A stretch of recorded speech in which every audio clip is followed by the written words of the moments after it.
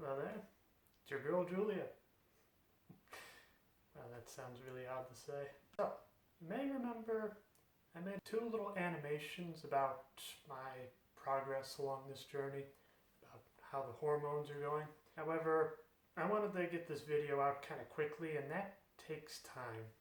Plus, I feel in order to see the transition in full effect, you have to see the person's face. So, it's been another month. I believe I did a video last month, November 1st, I want to say, sometime in the first week. For the most part, not too much has changed. I mean, my skin feels the same. Maybe my face has changed a little bit. So I figured, since I'm doing this in real life, maybe I'll show you a before picture. So I took this picture before I started hormones at all, just as a way to get like a base, see what it would do to my face, what it would do to my body, stuff like that. Yeah, I don't know why I'm so wide-eyed in this picture either. It was early in the morning, I guess. So I feel like, in terms of how I'm transitioning, I was left something to be desired. For a lot of people, you got like creams or injections. I'm not really that big a fan of needles, and I just can't see myself like, or well, they say it's usually in the inner thigh, but still, I don't think I could ever do that. Instead, what I'm doing is I'm on pills. So one is the estrogen itself, and the other is what's known as a T blocker, or a beta blocker. From my basic understanding, when you raise up the level of estrogen, your testosterone likes to try to compensate by also raising. So the T blocker is a way to try to help the process go a little faster. And plus, from what I hear, it's usually best to go on a low dose of estrogen. Like this one, it's only 2 milligrams. It's really tiny. They say if you go for a bigger dose right away, it actually kind of hinders the effect, almost takes a little longer. Plus, I hear it takes like a toll on your emotions. Maybe it's because I'm on the low dose, or maybe it's just because I'm not that emotional of a person. I honestly don't really feel much different in terms of emotions. I mean, I feel happier that I'm doing this. I wanted this to be a little bit of an update video, but not really a whole lot has changed. And I want to mention I'm not actually this big. I'm just wearing a bra because really tight shirts hurt now, and I need a little layer of protection. I'm maybe about half this size, which, knowing that there's growth at all makes me really excited. It's also a bit of a fun anecdote as well. As I said, it was about like, say, week 3 or 4 is when I started feeling the pain, which is an association for growth here. This is quite in stark contrast to my first puberty, I believe they call it.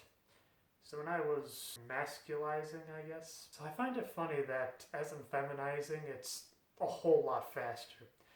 Of course, maybe part of it is because I actually know when it's starting and when it's ending. But still, though, I just find it funny. It's like my body knew I was a woman before I was. Go figure. So I think that's really it in terms of updates.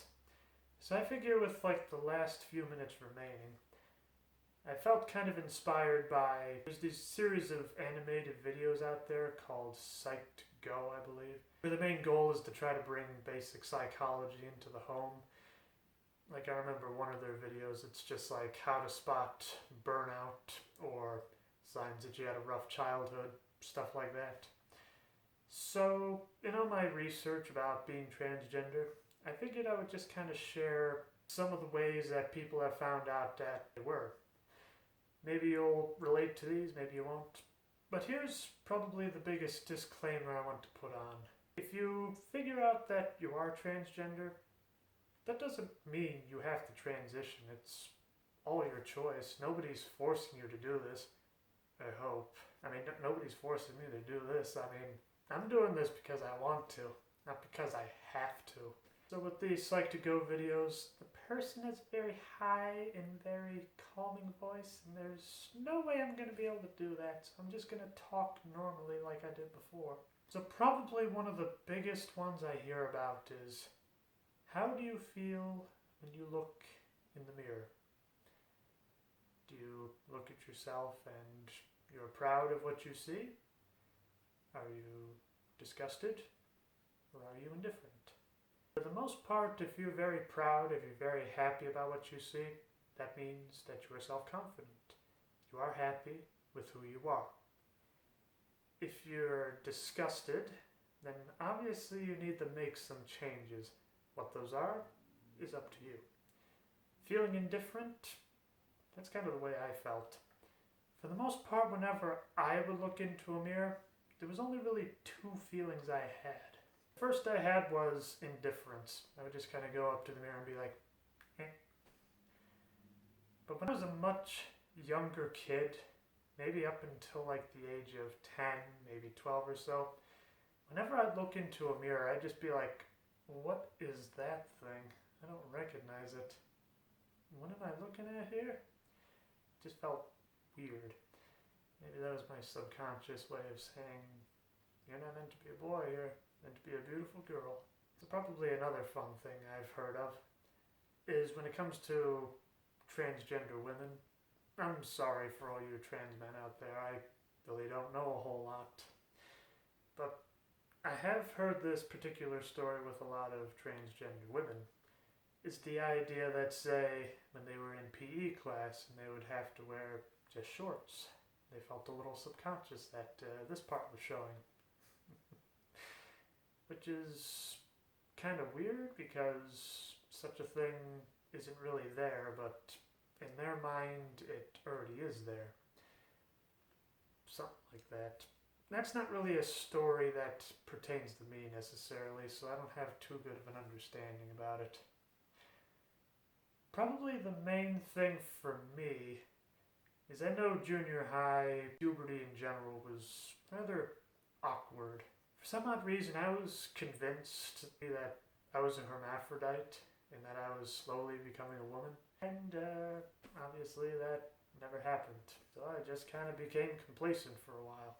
I guess probably the biggest thing is, I was talking about the mirror example before. Even if you were to step away from the mirror, just look at yourself, look at your body. Are you happy with what you see? Are you dissatisfied? And if you are dissatisfied, that doesn't mean you have to all of a sudden take all the hormones or start wearing every single article of clothing of the other gender or doing everything. You can go in small steps. That's why it's called a transition. A transitional period is something that takes time, and it should be taken slowly. I'll end with this last piece of advice. For me, I wanted to be sure that I was transgender. So the first thing was just a lot of research. Videos, articles, asking people that were transgender. And then I got an answer. Maybe. The main thing is, do you relate to any of these stories? Does this seem familiar? Is this something you want? And its basic root, being transgender, means you don't like the gender that you were born as. You want to be a different gender.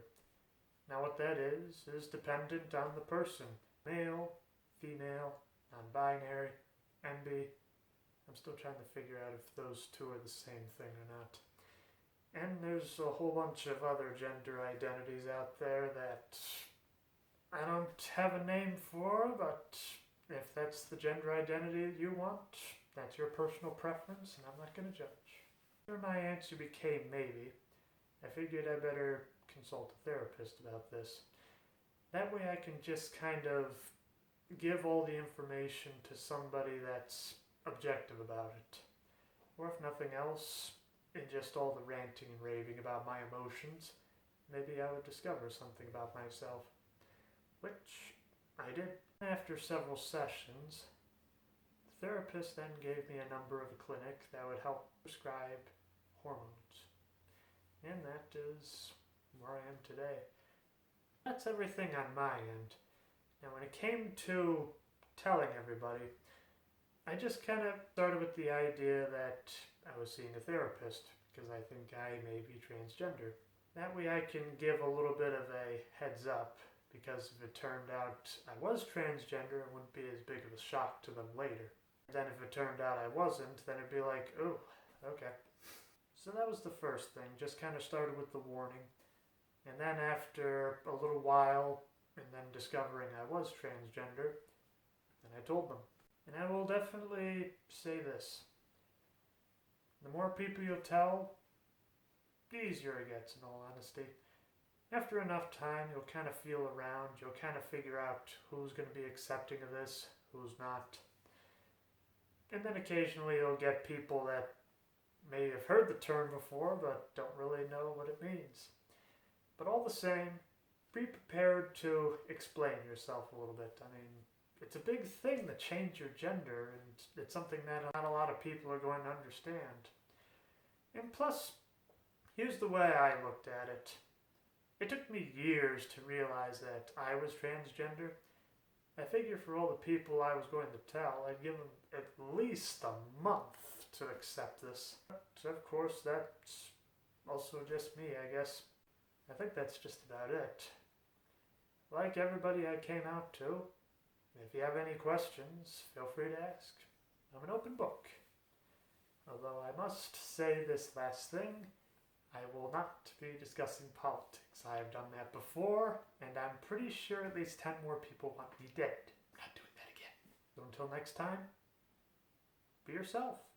No matter who that is. I won't judge.